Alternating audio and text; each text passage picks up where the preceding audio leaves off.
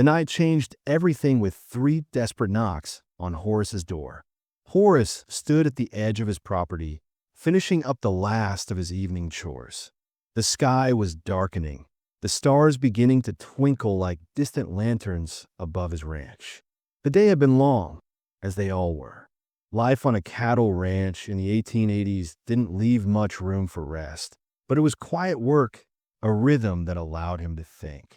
He was used to silence, the only sound the rustle of wind through the tall grasses and the distant moo of cattle. But that night, something was different.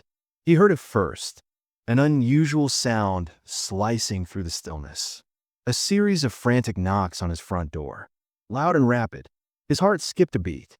He hadn't expected any visitors, especially at this hour. It was a cold, clear evening, the kind where you didn't want to be out in the open too long. He wiped his hands on his pants, grabbed the lantern from the kitchen, and walked to the door. When he opened it, he froze. There, standing on the porch, was a child. Her small frame was barely visible under the torn wedding dress she wore. Barefoot, blood stained the hem of the gown, and her feet were raw, scraped, and bleeding from the rough terrain. She had the face of a child, wide, frightened eyes, a pale complexion, and yet she looked older in her fear. There was no doubt about it.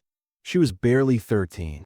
The lantern light flickered over her face as she looked up at him with a kind of terror that hit him like a punch.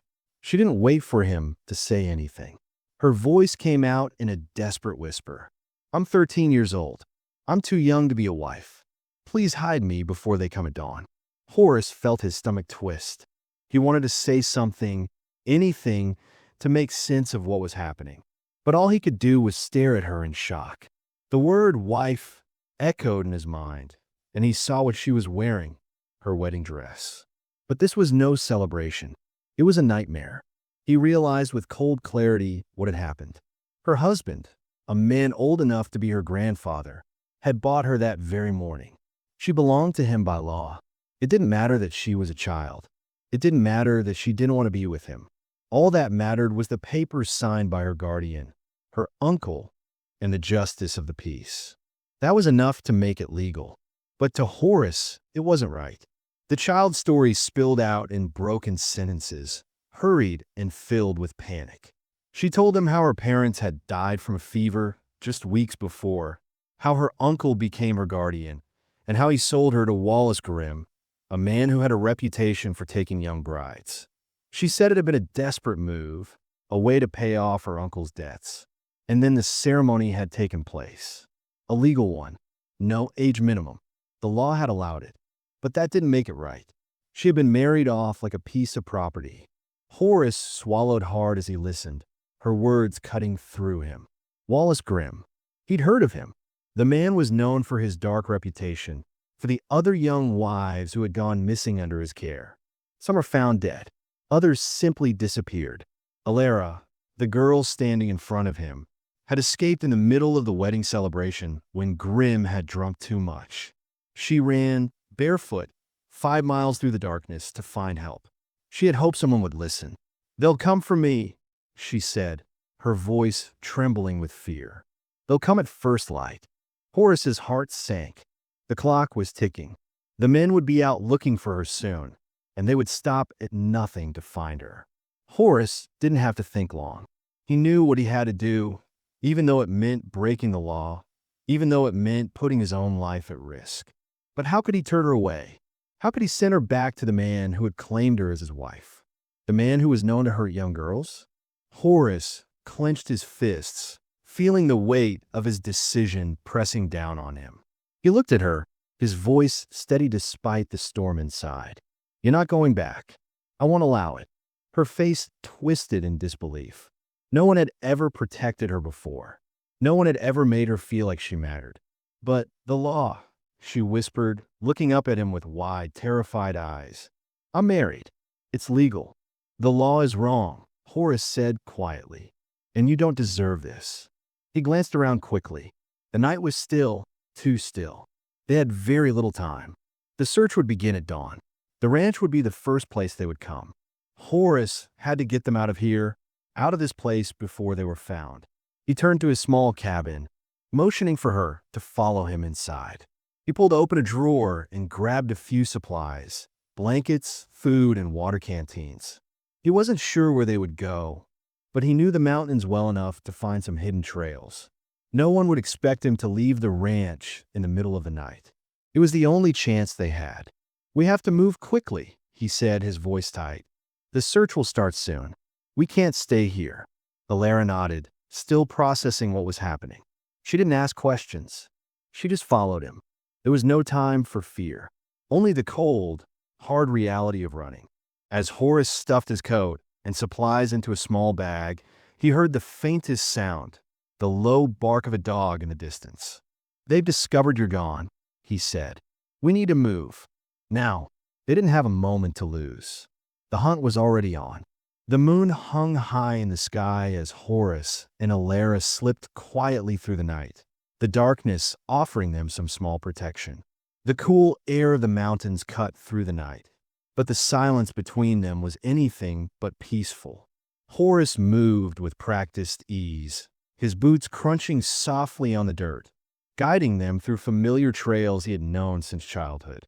But Alara struggled to keep up. She was too small, her bare feet were raw from the long run, and her body was exhausted from both fear and the lack of proper nourishment. She had barely eaten in 2 days, and the remnants of her wedding dress clung to her like a reminder of a life she was desperate to escape.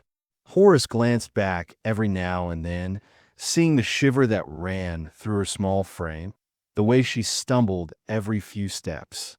"You're doing fine," he said quietly, trying to reassure her as they moved, the distant barking of dogs growing louder in the night.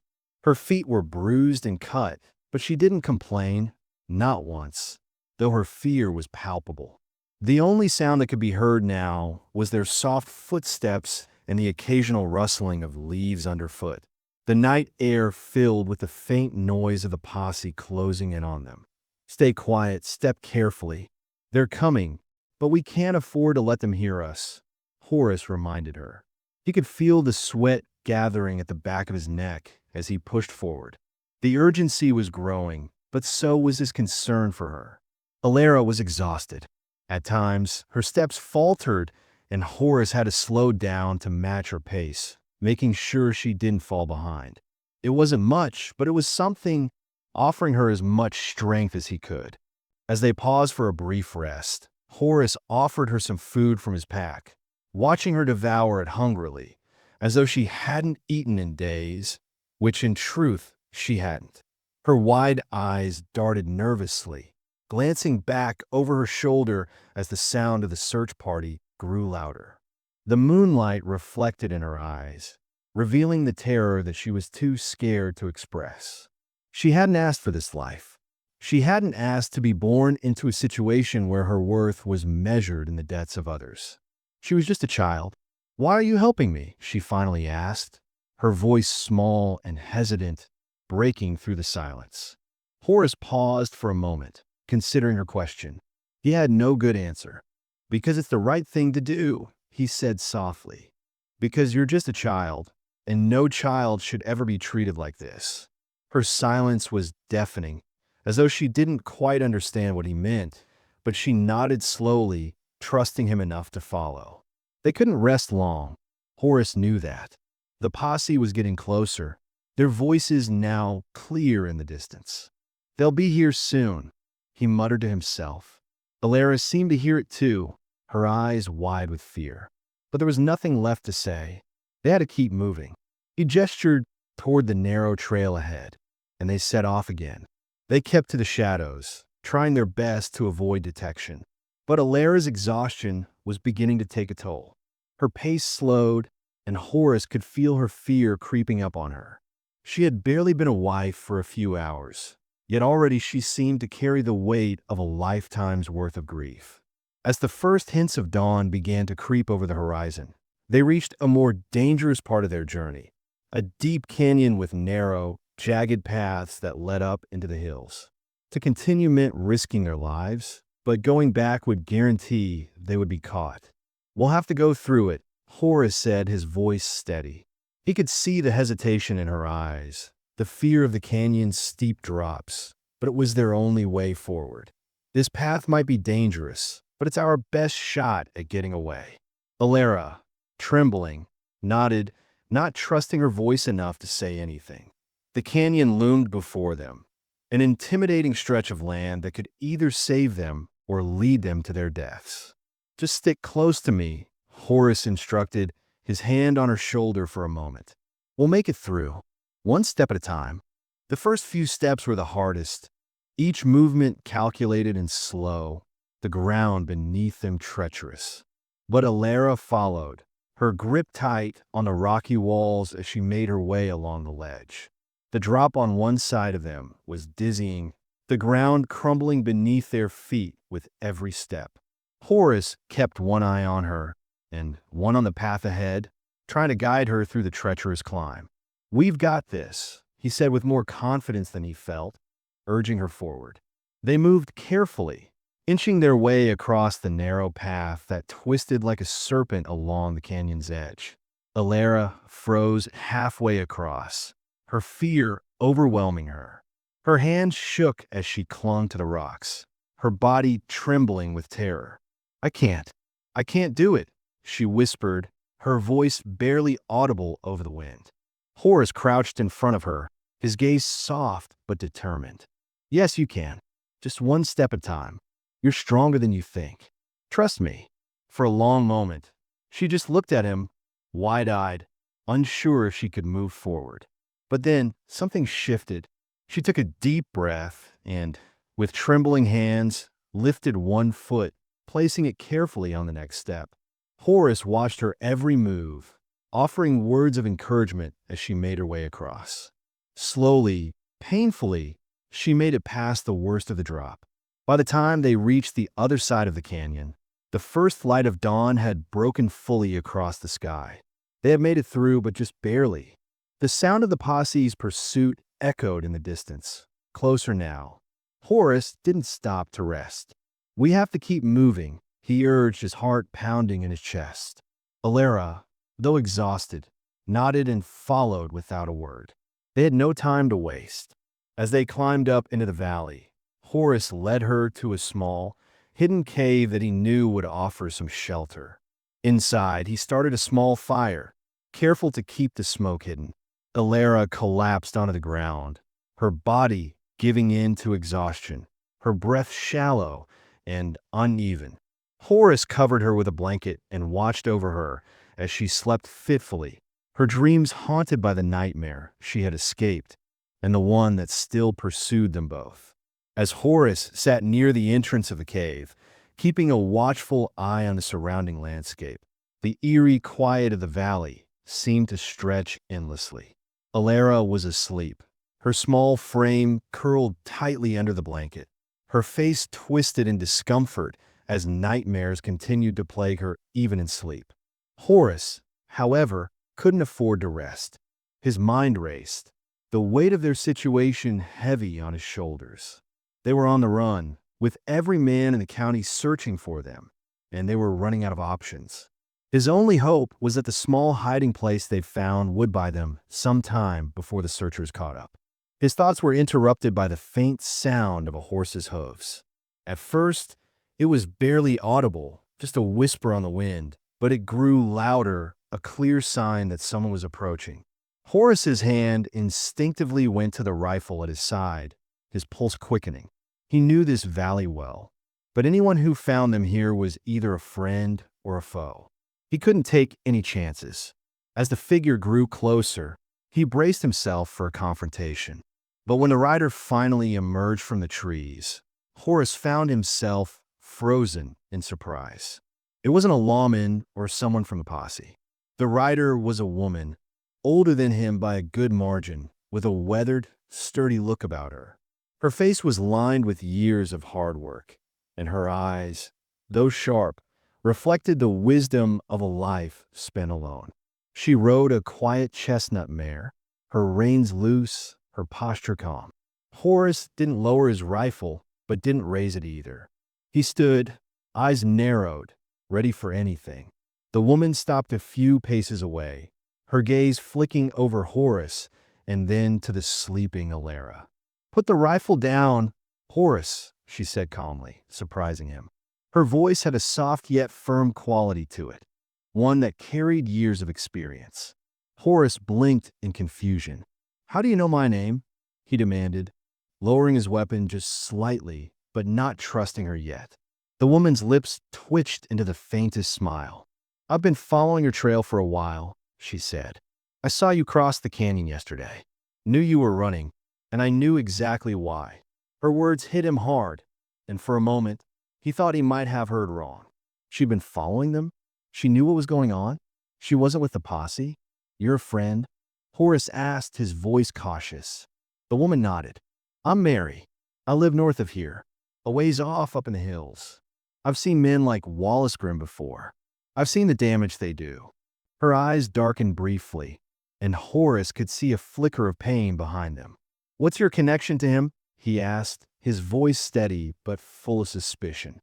Mary paused, her gaze hardening as she looked down at the ground.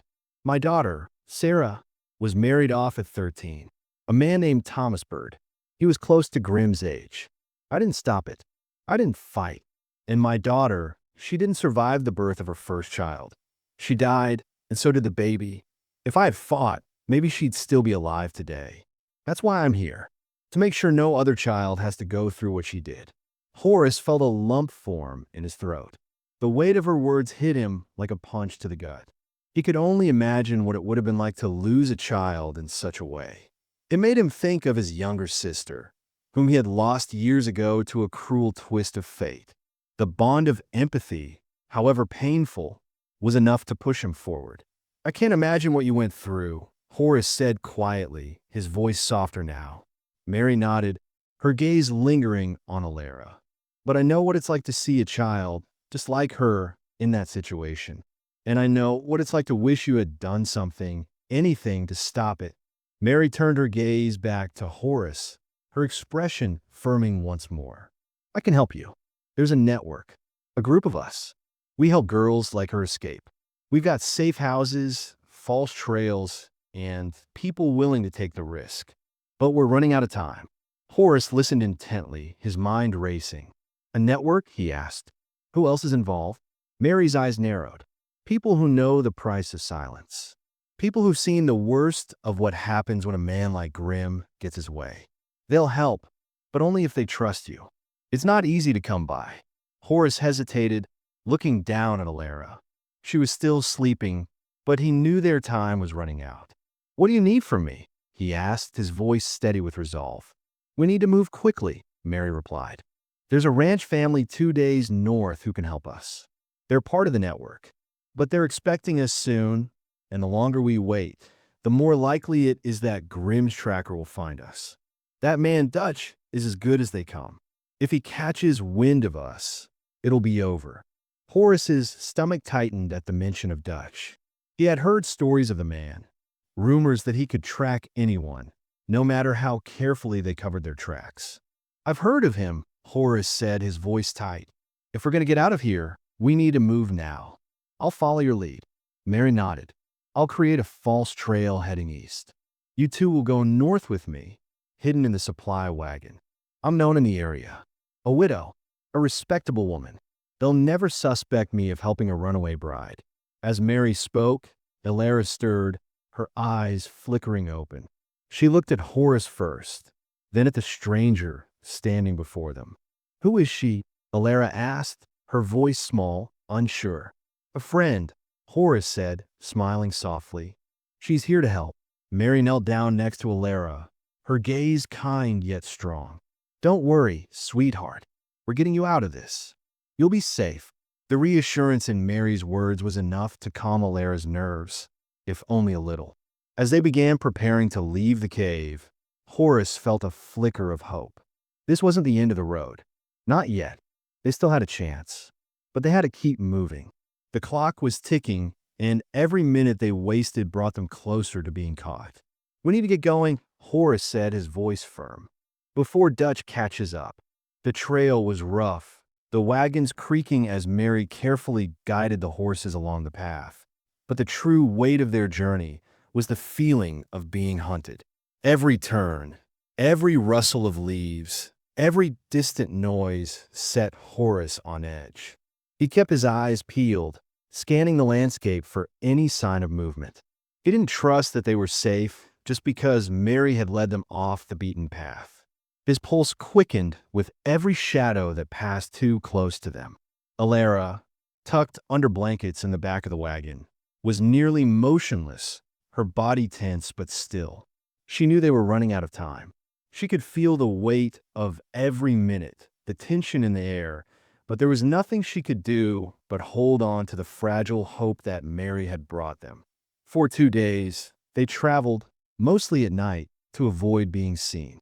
The landscape began to change as they climbed higher, and the cold mountain air pressed against them. But Horace couldn't shake the feeling that they were being followed. Every time they paused, he would listen for the sounds of pursuit, though Mary assured him the trail they had left behind was careful enough to mislead anyone looking for them. But there was a lingering doubt that gnawed at him. Dutch, the tracker, had a reputation for being relentless. He had to know they were in the area by now. Mary had said the network was secret, but not everyone trusted it. If anyone discovered them, it would be a deadly game of cat and mouse. As they neared the safe house, a cold sweat broke out across Horace's back, and his hand rested on the rifle tucked at his side. The trip had been exhausting for all of them, but it was Alara's safety that weighed heaviest on his mind. She had come so far, had escaped the clutches of that vile man, but she was still just a girl who had been robbed of her childhood. She deserved a life, not the constant threat of death or capture. The wagons bounced along the rugged trail, and Horace could feel the tension in the air. Mary kept a steady pace, her calm demeanor at odds with the terror Horace felt creeping up his spine. He knew that if they were caught now, it would be all over. They would be dragged back, and Alara would be forced to face a life that no child should ever endure. When Mary stopped suddenly, Horace's heart skipped a beat. He looked up sharply, ready for any sign of danger. The horses shifted nervously, and Mary held up her hand, signaling for them to remain still. He didn't need to ask what was wrong. He could hear them now, the voices. They were too close. He cursed under his breath and moved quickly to the back of the wagon, pulling the blankets tighter over Alara. "Stay still," he whispered, his voice low but urgent. "Don't make a sound." Alara nodded, her wide eyes full of fear, but she didn't say a word. They all knew what was at stake. Horace pressed himself against the wagon, his body tense as he listened. The men on horseback were getting closer. He could hear the deep rumble of Wallace Grimm's voice and the sharpness of Dutch's tone cutting through the cold night. "If she's not here, we're wasting time," Grimm muttered. "We'll find her, don't worry," Dutch replied, his voice calm, but it sent a shiver down Horace's spine. The tracker was too good at his job. He could sense something was off, and if he was close enough to pick up a trail, it wouldn't take long before he found their hiding place. Horace's breath caught in his throat, but he forced himself to stay calm. Mary didn't flinch, didn't give any sign that she was worried. She just sat there, her hands resting lightly on the reins, as if they were just another traveler on the road. "Seen anyone pass through?" Grimm asked, his voice louder now. Mary's response was smooth, practiced. "Just me and the Lord's creation," she said, her voice steady and warm. "Ain't seen nobody else." The words hung in the air for a moment, and Horace held his breath. He knew that Dutch was sharp, too sharp to be fooled easily, but Mary wasn't a woman to be dismissed. She had years of experience, and she knew how to handle herself in these situations. The conversation continued, but it was clear that the searchers were still suspicious. "I've got a few boys out looking," Grimm said. "If you see anything, you'll let me know." Mary nodded, her face a picture of calm. "Sure as the sun sets, Mr. Grimm." Horace's muscles were tight, ready to spring into action at a moment's notice. He could see Dutch's shadow moving closer to the wagon, his boots crunching on the gravel. It was only a matter of time before he'd spot the wayward tire tracks or the faintest sign of their passage. Mary's voice was calm and measured. "We haven't seen anybody, Mr. Grimm. Just me and the Lord's creatures on this road. Ain't no one else coming through here." She didn't flinch as Dutch stepped toward the wagon. Horace felt the hairs on his neck stand up. The tracker was coming closer, and for a moment, everything seemed to slow down. He could see Dutch's boots moving past the wagon, his face hidden by the low light. Then, without warning, Dutch stopped right in front of the wagon and peered inside. "Mind if I check your cargo, ma'am?" he asked, his voice quiet but firm. The words hit Horace like a jolt of ice, and his heart pounded in his chest. This was it. If Dutch found Alara, if he suspected what was really going on, it would be over. Mary didn't hesitate. She immediately moved, lifting the corner of the blankets with practiced ease, revealing nothing but some quilts and supplies. "Careful with those quilts," she said with a gentle laugh. "They're for the church ladies' circle. Don't want to ruin the embroidery." Dutch peered inside, his face inches away from Alara, but his eyes didn't linger long. He glanced up, his expression unreadable, before nodding slowly. "Just making sure," he muttered, taking a step back. Horace exhaled slowly, barely daring to believe they had made it through. Grimm called out one last time, "Let's go, Dutch." They went east. Dutch hesitated for a moment longer, his eyes scanning the area, before he reluctantly turned away. "If you see anything, you'll let us know?" he asked Mary again. "You have my word," she replied smoothly. With that, the posse rode off, disappearing into the night. Horace remained crouched behind the wagon, his body trembling from the adrenaline, but he let out a long breath when they were finally out of earshot. Mary turned to him, her expression calm, but there was a glint of something in her eyes. Pride, maybe. "That was too close," Horace muttered, his heart still racing. Mary nodded, a small smile tugging at her lips. "Dutch is good, but we're not out of the woods yet." They needed to move faster. The danger was still real. "Let's get going," Mary said. "They won't be gone for long." And so, the race continued. The quiet of the safe house was shattered by the sound of horses. Grimm's men had found them, and they weren't here to negotiate. The moment Horace heard the rapid thumping of hooves approaching, his body tensed with dread. They were trapped. The Johnson family, who had been so kind to offer shelter, was now under threat. Horace scrambled to secure the door, making sure the family had time to prepare, but there was no mistaking it. They were surrounded. The men had arrived, led by Wallace Grimm himself. The sound of torches scraping against rough wood broke the silence of the night. They had come to take Alara, and nothing would stop them from doing so. Grimm's voice rang out, sharp and angry. "Send out my wife and the kidnapper. No one else needs to get hurt." He shouted, his words full of venom.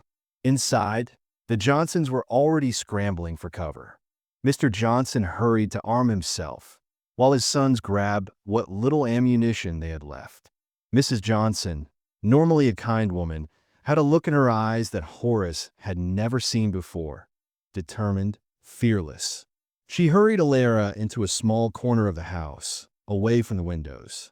The young girl's face was ashen with fear, but her eyes shone with something new, courage. She was ready to fight. Horace stood by the door, rifle in hand, his mind racing with strategies. He couldn't let them get Alara, but the odds were stacked against him. The posse outside outnumbered them, and they were armed to the teeth. The situation was dire, but there was no time to feel hopeless. They would have to fight every inch of ground, every second that passed. The sun had long since set, and the hours passed slowly, each moment stretching out longer than the last. The posse didn't fire immediately, though. They wanted to make their point. Grimm's voice called out again, his patience thinning. "I've got men on the other side of the house. Come out now, or we burn this place to the ground." He wasn't bluffing. Horace could hear the crackling of firewood, and in the distance he saw the gleam of torches in the trees. They were preparing to set the house ablaze. Dutch, ever the calculating tracker, stayed silent. Horace imagined he was studying their every movement, figuring out their weaknesses. It wouldn't be long before they began to attack. Inside the house, the tension was palpable. The air was thick with fear and anticipation, and the Johnson family knew what was at stake. They were outnumbered, outgunned, and their only advantage was the element of surprise. But for how long? Hours passed, each one feeling like an eternity. The waiting was unbearable. Horace knew that if they didn't act soon, they would be overrun, and the fire, if it started, would be their undoing. He was about to suggest an escape plan when Grimm's voice broke the silence once again. "I don't care how long it takes. We'll burn this house if we have to. Get the girl out here, or we'll watch it all burn to the ground." Horace clenched his fists, frustration rising in his chest. This wasn't just about Alara anymore. It was about all of them. They had no choice but to stand their ground, even if it meant their lives. Just as he was preparing to give the order for a counterattack, he heard something. Faint but unmistakable, the sound of horses. Several of them, galloping toward the house. Horace's heart skipped a beat. Were they reinforcements for Grimm? Or was it something else? There was no time to figure it out. The posse outside was starting to gather wood for the fire. The torches were raised, ready to light the blaze. Just as the first flames were about to catch on the side of the house, a powerful voice cut through the air. "This is U.S. Marshal Samuel Holloway. Cease fire immediately." The voice was clear and commanding, filled with authority. Horace froze, his mind racing. The voice was unmistakable. The marshal had arrived. The posse paused, uncertainty rippling through the air as the sound of hoofbeats grew louder. "Marshal!" Grimm shouted, his tone a mix of relief and frustration. Perfect timing. These people are harboring fugitives. Marshal Holloway's voice didn't flinch. "That's not your decision to make, Grimm. I'm here to sort this out. All of you stand down." The standoff was tense, but the arrival of the marshal changed the dynamics in an instant. The posse shifted uneasily, their hands twitching toward their weapons. Holloway and his 6 deputies had arrived, rifles drawn, their faces set in grim determination. Grimm, no longer in control, looked furious. "She's my wife," he yelled, pointing toward the house. "I paid for her. You can't just let this man steal her away." Holloway's cold gaze swept over the scene before landing on Grimm. "Your wife?" the marshal asked, his voice low and dangerous. "Where is she, Grimm?" For the first time, Grimm hesitated. His words caught in his throat. "She's in there," he said, his voice faltering. Alara, hearing her name, stood up from her hiding place, her heart pounding. She stepped into the doorway, her small frame barely visible in the dim light. Her face was pale, but her eyes held a steady resolve. "I'm 13 years old," she said, her voice clear and unwavering, though a hint of fear remained. "I'm 13 years old, and I don't want to be his wife." The words hung in the air, and for a moment there was silence. Grimm's face turned crimson with rage. "She's mine. She's my property. I paid for her," he screamed, his hands clawing at the air. Marshal Holloway stepped forward, his expression darkening. "How old is this child?" he asked, his voice icy. Grimm faltered, stuttering. She's 13, but it's legal. Her uncle signed the papers. It's all legal." Holloway didn't blink. I asked how old she is. The marshal's question was a command, and this time, Grimm's words were hollow. Alara stood tall, her voice strong despite the fear inside her. 13, she said again, her voice cutting through the tension. "I'm 13 years old, and I don't want to be his wife." The truth had been spoken, and with it, the last of the lies was shattered. The battle for her freedom had begun. The silence that followed Alara's declaration hung heavy in the air. Marshal Holloway's cold eyes remained fixed on Wallace Grimm, his face unreadable. For a moment, it seemed like time itself had stopped, the only sounds coming from the distant crackling of the fire outside and the nervous shifting of the posse. Grimm, caught in the face of his own lies, was the first to break the silence, his voice rising in a desperate, high-pitched plea. "She's mine. I paid for her. "This is legal," he shouted, his hands trembling as he pointed toward Alara, but the anger in his voice was slowly morphing into something else: fear. The marshal stepped closer to him, his movements slow but deliberate, the weight of authority in every step. "Legal doesn't mean right, Grim," he said, his voice low and calm, but filled with the promise of imminent justice. "You're under arrest for trafficking and false imprisonment. This girl didn't belong to you. She's a victim of your cruelty." Grim's face turned ashen, the reality of his situation sinking in. His body stiffened, and he opened his mouth to protest, but Holloway cut him off. "You're done," the marshal said simply. The deputies surrounding the scene moved in, their rifles trained on Grim as they stepped forward to restrain him. Grim made one last desperate attempt to break free, but it was futile. The deputies were swift, overpowering him with practiced ease, dragging him to the ground and snapping the shackles around his wrists. His cries filled the air, but no one was listening anymore. As the deputies worked to secure him, the justice of the situation seemed to fall upon everyone in the room. The whole house, once a place of dread, now seemed to exhale a collective sigh of relief. But the truth wasn't just in the arrest.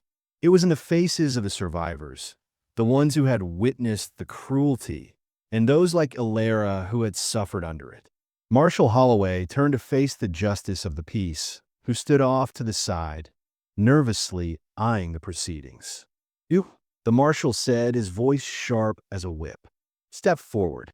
The justice hesitated before taking a shaky step into the light. "Did you marry a 13-year-old girl to a man old enough to be your grandfather?" Holloway's voice brooked no argument. The justice stammered, his eyes darting toward Grim, but he had no defense. I did what the law required," the justice muttered, his voice faltering under Holloway's glare. "What the law required," Holloway repeated, his tone dripping with disdain. "What the law required, but not what was right. You're complicit in this, and you'll be held accountable." Without another word, two deputies grabbed the justice, shackling him as well, and ushering him toward the waiting wagon. As they led him away, Grim continued to scream, but it was no use. His world was crumbling, and the weight of his actions was now too much to deny. Horace stood at the side, watching as the justice and Grim were taken away, but his focus remained on Alara. The girl had been through so much, more than any child should ever endure, and yet here she stood, stronger than ever. Her chest rose and fell in shallow breaths, but there was a subtle change in her. The fear was still there, but it was tempered by a new light, a light that only came with the knowledge that the nightmare was over. The battle for her freedom had been won. Marshal Holloway, still standing tall, turned toward Horace. His eyes were hard, but there was a flicker of understanding behind them. "You're in a tough spot, rancher," the marshal said, his voice no longer cold but practical. "You broke the law by helping her escape. You kidnapped a legally married woman." Horace nodded, the weight of his decision pressing on him, but he had no regrets. "I did what I thought was right," Horace replied quietly, his eyes steady, "and I'd do it again." Holloway studied him for a moment longer, his jaw tightening. "You're a man of principle," the marshal said, his voice softening just a little. "But you broke the law, and I can't let that slide. However," the marshal paused, his gaze flicking to Alara, who was now standing with Mrs. Johnson, her hand resting on the older woman's arm as if she had found some semblance of comfort in the chaos. "However," Holloway continued, "you did what most men wouldn't. You saved her, and for that, you deserve some credit." He motioned for his deputies to stand down. The tension in the air began to dissipate, the threat of violence receding. "I'll write my report," Holloway said. "I'll state that Alara escaped on her own and that you helped her in her time of distress. I won't put you in the position of a criminal." Horace stood there, stunned by the marshal's words, but his heart couldn't help but feel a surge of relief. He had risked everything for Alara, and now, it seemed, he wouldn't have to face the full weight of the law for doing the right thing. "Thank you," Horace said, his voice filled with genuine gratitude. The marshal gave him a sharp nod. "Don't thank me just yet," he said gruffly, his expression softening. "But you've earned some measure of justice. As for Grimm and his men, they'll be held accountable. They won't harm anyone again." Alara, watching from the side, looked over at Horace with an expression that spoke volumes. She had been through hell, but she was finally free. As the last of the deputies carted away Grimm and his posse, Alara stepped forward, her voice strong despite the tremor in her hands. "What happens now?" she asked. The question was simple, but it carried the weight of her future. Horace looked at her, his eyes soft with understanding. "Now you get to choose," he said. "You can choose what happens next." She hesitated, then nodded slowly, a small but hopeful smile tugging at her lips. For the first time in a long while, Alara had a choice in her life. And that choice was one of freedom, of a future that was hers to shape. And as Horace stood there, watching her take the first steps toward healing, he realized that this was the beginning of something new. Not just for her, but for both of them. The road ahead was still uncertain, but it was theirs to walk together. 6 months later, life on Horace's ranch had settled into a quiet routine, though a routine that was far different than the one he had once known. Alara, now 14, had transformed before his very eyes. The trauma she had suffered, the nightmare of being sold into a marriage that was never hers to begin with, had left its marks. But she was healing, slowly, day by day. She was becoming more than just a survivor. She was learning to live again. The scars on her feet had faded with time, but the scars on her heart were a little more stubborn. They wouldn't just disappear, no matter how much time passed, but Horace had never once pressured her. She took things at her own pace, and he respected that. She spent her days working on the ranch, helping with chores and learning new skills from him. There was something about working with the land, about tending to animals, that had a way of soothing the soul. It wasn't just about the physical labor, it was about regaining a sense of control, of having a purpose in the world. For Alara, it was a chance to feel like she could stand on her own 2 feet again. The mornings were filled with the sounds of livestock and the low hum of a quiet life. Alara had taken to the horses with a natural ease, though she still struggled with the weight of the memories. When the mornings were clear and bright, she would help Horace move the cattle or tend to the fences, her laughter ringing out in the open air as she found joy in simple things once more. In the afternoons, Mrs. Chun, the schoolteacher from the nearby settlement, would arrive to teach Alara. It wasn't a formal schoolroom, but the ranch became her sanctuary, a place where she could learn at her own pace without judgment.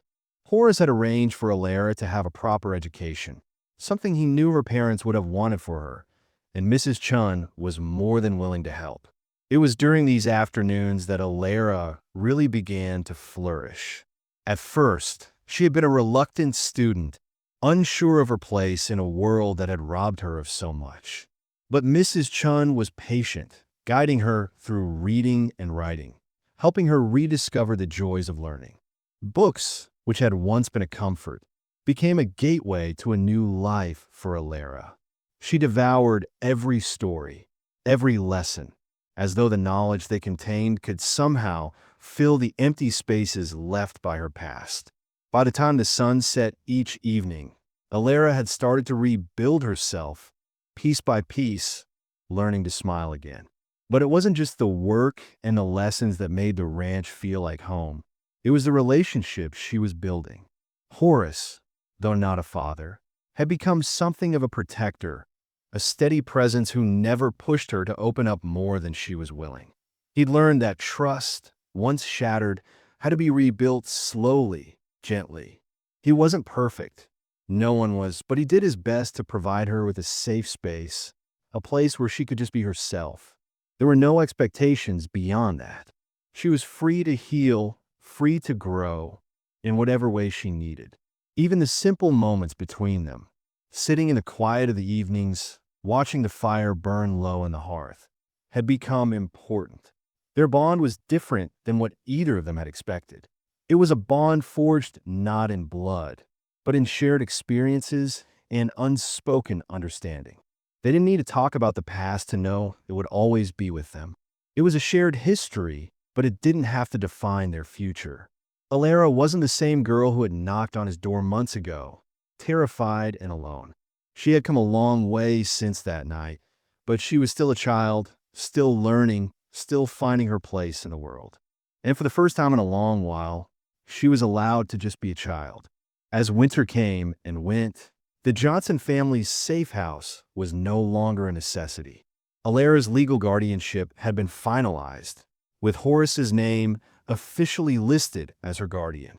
It had taken some time, months of paperwork and questioning, but it had been worth it. The judge who had overseen the case was a stern woman, but she had been fair. When she had interviewed Alara privately, she had seen the same quiet strength in the girl that Horace had come to know.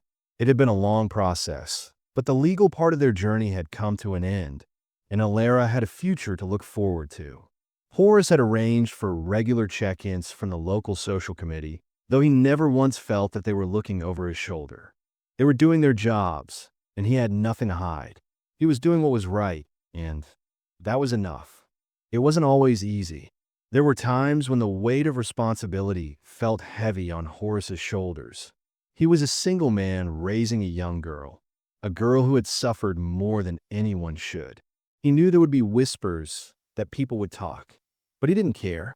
He wasn't going to let anyone make Alara feel like she didn't belong. She had a right to a future, and Horace would make sure she got one. Alara's days had begun to revolve around the simple joys of childhood, playing with other girls from the settlement, helping Mrs. Chun with lessons, and enjoying the peace of ranch life. She wasn't perfect. She still had nightmares at times, still had moments where the weight of her past threatened to pull her down, but she was learning how to cope. And Horace was learning, too. He had to remind himself that healing didn't happen overnight. It was a journey, and they were both on it together. One day, when the sun was high and the air was warm, Alara was helping Horace with some of the lighter chores when a family came to the church. They were new to the settlement, a man and a young girl who couldn't have been more than 12. Alara was working nearby when she saw the girl, her face full of fear, her shoulders hunched as if trying to make herself invisible. Alara's heart tightened, something in her gut telling her that the girl was in danger. She watched for a moment, her instincts screaming at her to do something. Quietly, she walked over to the girl, who looked up at her with wide, fearful eyes. "Are you safe?" Alara asked softly, her voice low, not wanting to alarm her, but needing to know. The girl's eyes welled up with tears, and she gave a small, silent nod. Alara could see the bruises on the girl's arms, the way she moved as though every action was measured, every word carefully chosen. Alara didn't need any more confirmation. She knew exactly what was happening. She turned to Horace, who had been watching from a distance. "We need to help her," Alara said firmly, her voice full of conviction. Horace's gaze softened, and without a word, he walked over to the girl. Together, they had saved Alara, and now it was time to pay it forward. They had a network, a way to help those in need, and they weren't going to let this girl suffer the same fate Alara had once faced. As they began to make plans to help, Alara felt something inside her shift.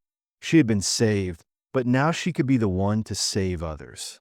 She had found her purpose. She wasn't just surviving anymore. She was thriving, and she would make sure no other child had to face the same horror she had. The cycle of abuse and silence could end, and it would end with her. The journey wasn't over. There was still work to be done. And with Horace by her side, there was nothing that could stop her. The cycle continued, but now Alara was the one with the power to break it. She had learned what it meant to be free, and she would fight to give that same freedom to others. As they walked away from the church together, Horace and Alara exchanged a look, one of understanding, of shared strength. The road ahead would not always be easy, but for the first time, Alara was not afraid of what the future held. She was ready to face it head on.